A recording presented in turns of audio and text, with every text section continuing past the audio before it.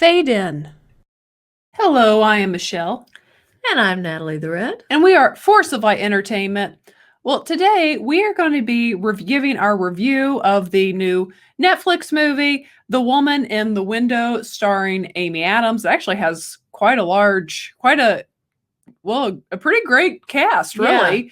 Yeah. It's got Julianne Moore, Gary Oldman, Wyatt Russell, Anthony Mackie, Brian Tyrese Henry. It has a really good cast. But anyways, and for those of you watching, the most of this review will be spoiler free. And the way we do our reviews is we tell you our initial thoughts of the movie, what we liked, what we did not like, and then we give you a rating. And then after that, for this one, we will give some kind of spoiler talk on the end of this movie. But we will give you a fair warning to get out of here if you've not seen the movie yet and don't want it to be spoiled. Or if you're like me and sometimes you just don't care. But this is the type movie and then you go on and watch. This is the type movie you really don't want spoiled. That's true. So because that's kind of what's really good about this movie. Yeah, that's the fun of this movie. Yeah. But anyways, I actually found this interesting as we go into our initial thoughts. I found this interesting that the critics seem to hate this movie and audiences aren't loving it either. Because my initial thoughts are this. I had fun watching it, which is kind of weird to say because of the subject matter of this movie. It's very heavy at times. It can be heavy at times, but I still had fun because of the way this is truly a psychological thriller. Not Julianne Moore.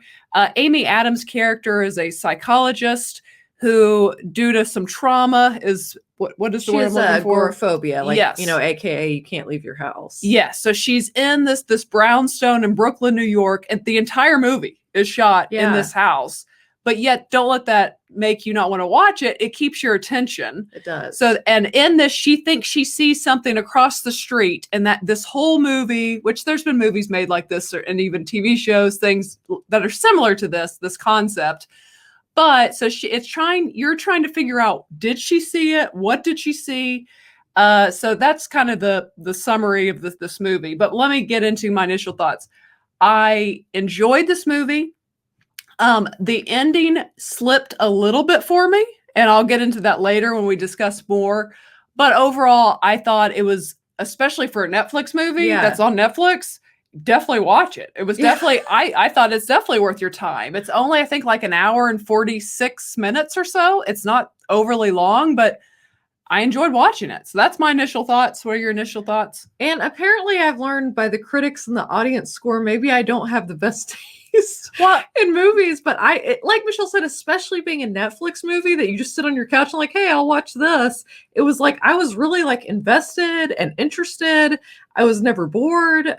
So this is just kind of a fascinating case of like, well, I love like psychological thrillers for one, but when you're wondering kind of what's real, what's not real, another twist, another turn, like I love that, so this had those elements for me. You liked it. I liked it. Well, and let's get into what's good, because you're about to get what's good.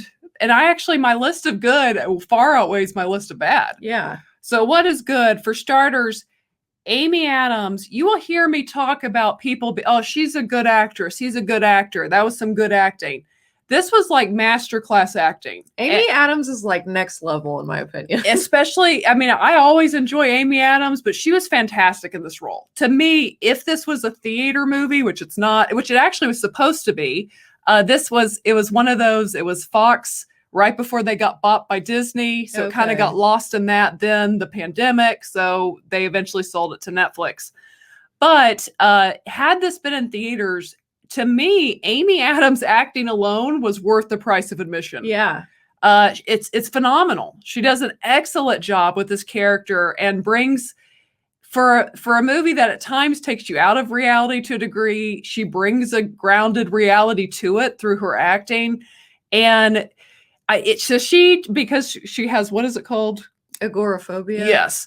And they set up very smartly, and I'm not really giving anything this away, that she's on a lot of medicine for her depression and her... And maybe self-medicating along with that. Yes, because they keep saying, you're not supposed to drink with those medications. That comes up from like several people. Yes, and she will. But so you have this, what I like, besides just her acting, is it's this unreliable narrator Yes. type of thing where you're just following her and seeing what she's seen, but you don't know if you can trust what she's seeing. And more you start questioning, and then you're like, I think I believe, or I think she's, it just, I love the way it goes back and forth so much, like in your own mind as the viewer. Yes. So that to me is what is so fun. When I use the word fun, it is, even though it has some heavy moments.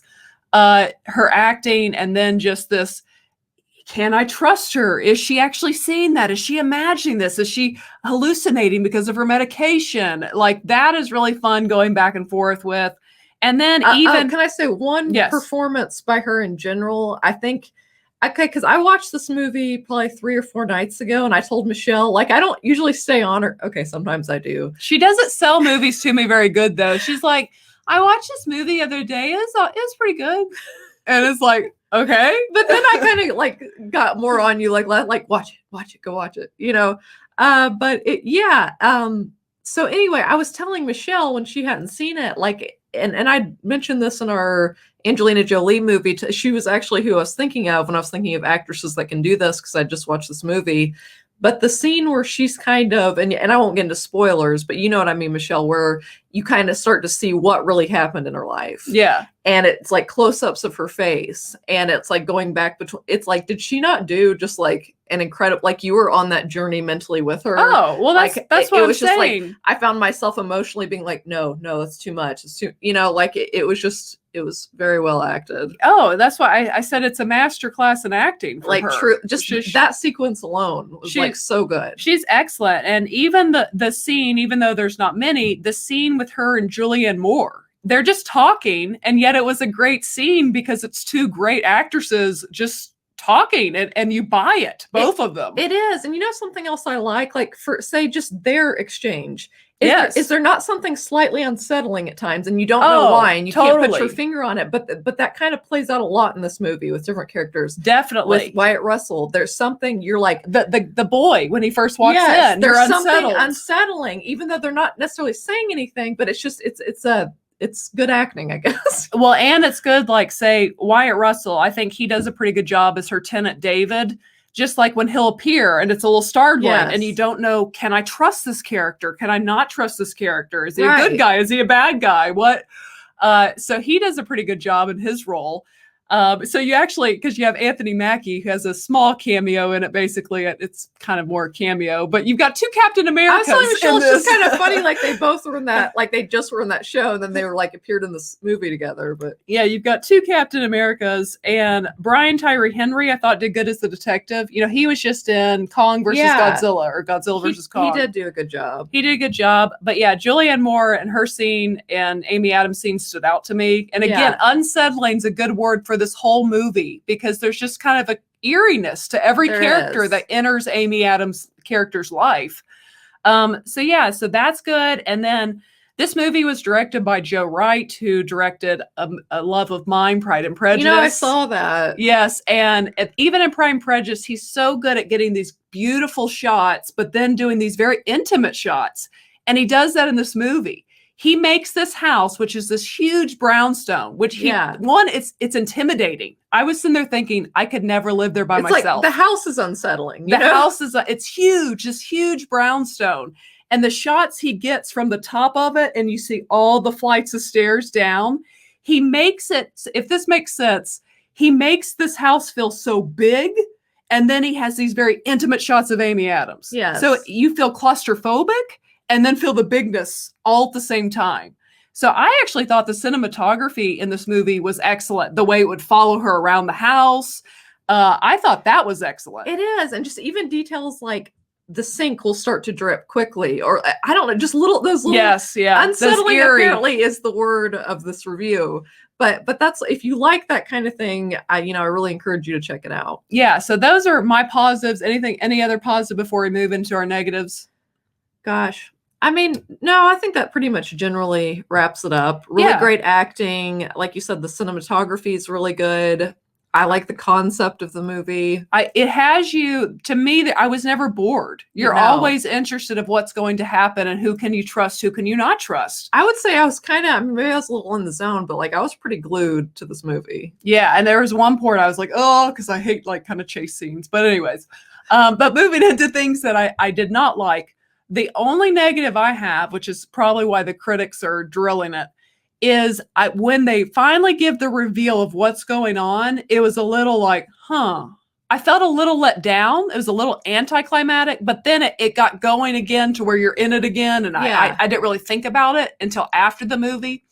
But I would say that had they came up with a more clever ending, this would have been like really, really good. But the ending the reveal's a little flat to me personally, maybe not for others. I could see that. Any negatives for you? But Well, that's my negative. Yeah, now that you pointed out, I could see that. I was a little surprised at who. Yes. I think, yeah, we're all. Yeah, and I mean that's not a bad thing. I mean, No. really, that's a good thing in a story.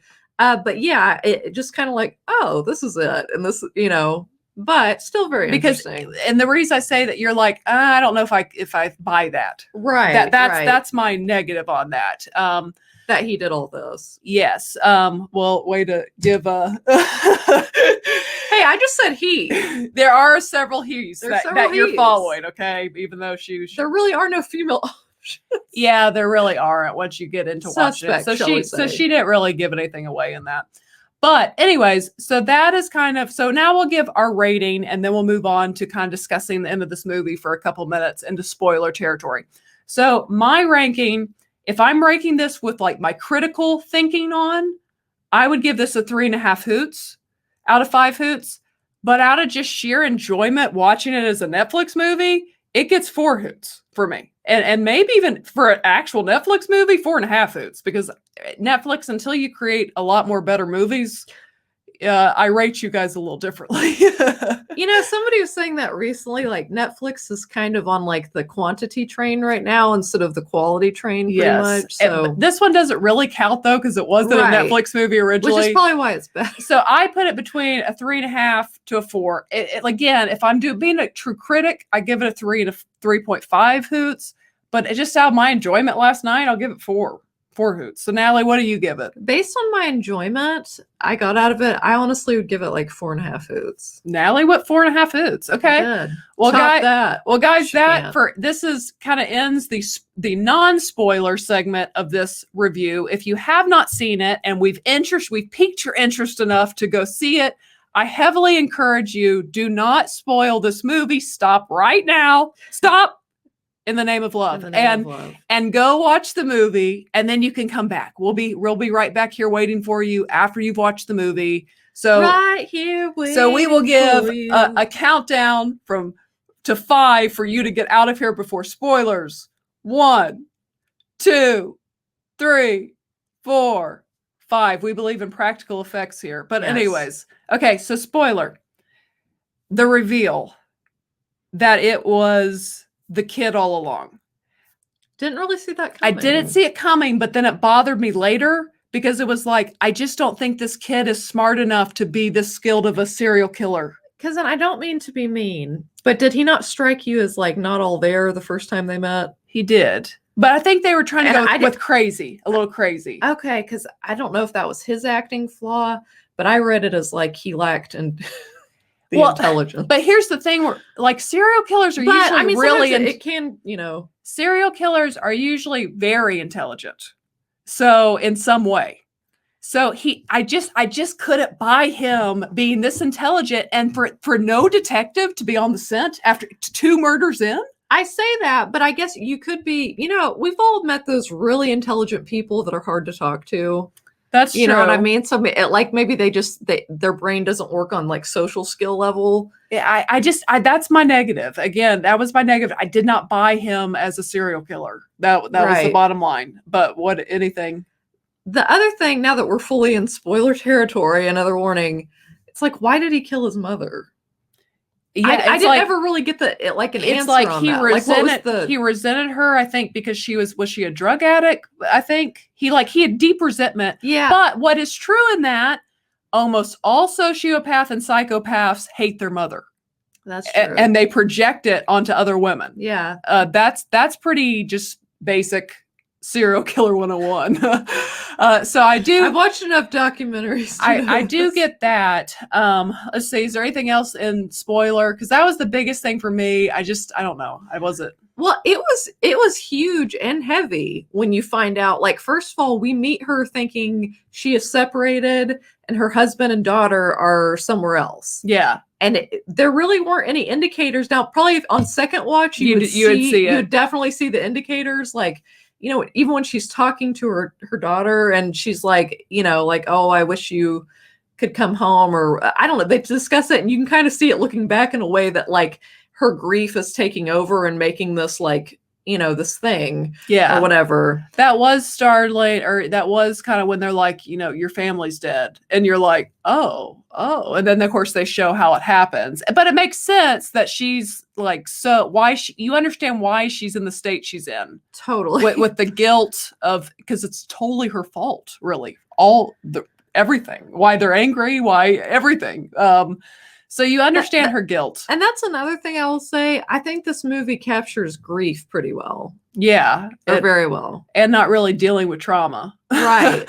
And kind of the results of that. But well, and just, I mean, I say that, but it's just, and I told Michelle, like, when you find out the reveal of what happened, it's like, I mean, it's just like, I just wanted to cry, it was just like, well, because of her amazing acting, but it's just like, it was just so like sad. It was sad. So sad. But I think that's kind of it. That we didn't really have much spoiler, just kind of the ending that we wanted to talk about. But any final thoughts as we close this review? I mean, I enjoy it. And if, well, hopefully if you're watching this, you've already seen all the movie. I hope so. But so let us know. We would recommend it, but if you're watching this, you've probably already let us know below. Did you guys enjoy it? Did you buy the ending? Did you not buy the ending? Kind of like I did it fully. Let us know your thoughts below. But thanks for watching. Again, this is our review, but kind of spoiler and non-spoiler review of Woman in a Window on Netflix with Amy Adams. But yeah, share your thoughts below, and that's it for this episode of Force of Light Entertainment. But as always, ladies and gentlemen, remember to be a force of light. All right.